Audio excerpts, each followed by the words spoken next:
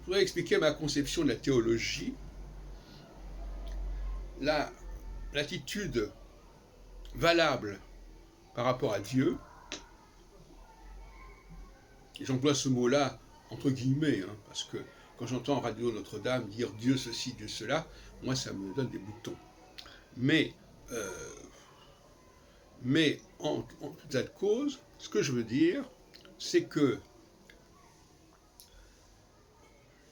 ce qui est important, c'est de respecter le plan divin. Le plan divin. Ce que j'ai expliqué d'ailleurs déjà en 85 dans mon doctorat, enfin qui est 79, paru en 85, Le monde juif et l'astrologie. L'astrologie, c'est le plan divin.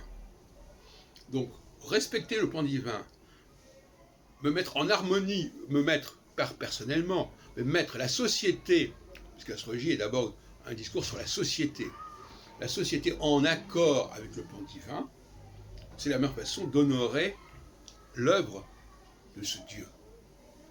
Et il ne s'agit pas de faire des louanges à ce Dieu sans respecter son plan, ou sans vouloir le connaître, sans prendre la peine de le connaître. Alors cette façon de remonter à la source en disant oui, je respecte Dieu, j'aime Dieu, etc., et ne pas se préoccuper de ce qu'il a fait, de ce qu'il a œuvré, c'est une aberration. D'accord là-dessus.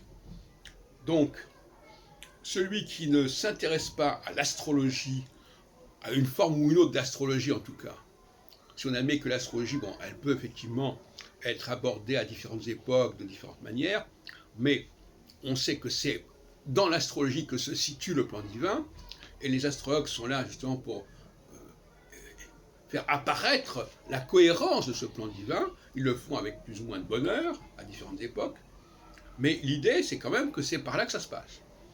Dieu créa le ciel et la terre, ça veut dire que la terre n'existe pas sans le ciel. Et le ciel, ce n'est pas l'univers dans sa totalité, qu'on ne connaissait d'ailleurs pas à l'époque de la rédaction de la Bible, mais c'est notre ciel, celui qui est autour de nous. Sur les planètes qui tournent autour de nous, et puis les étoiles qu'on voit, etc. À cette époque-là, de toute façon, on était encore dans une forme de géocentrisme, enfin, peu importe.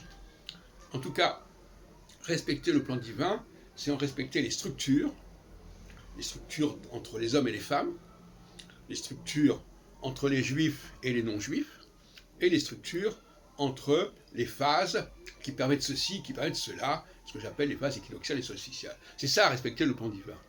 Alors, si on est simplement dans une adoration de Dieu et qu'on n'accepte pas et on ne respecte pas les règles qu'il a instaurées, et je ne parle pas des règles intellectuelles ou des règles juridiques, mais des règles qui sont en vigueur.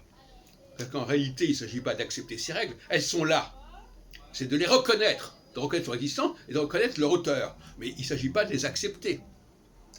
On n'accepte pas l'astrologie. L'astrologie, elle est là, on en prend connaissance ou pas, on en prend conscience ou pas. Mais elle est là de toute façon.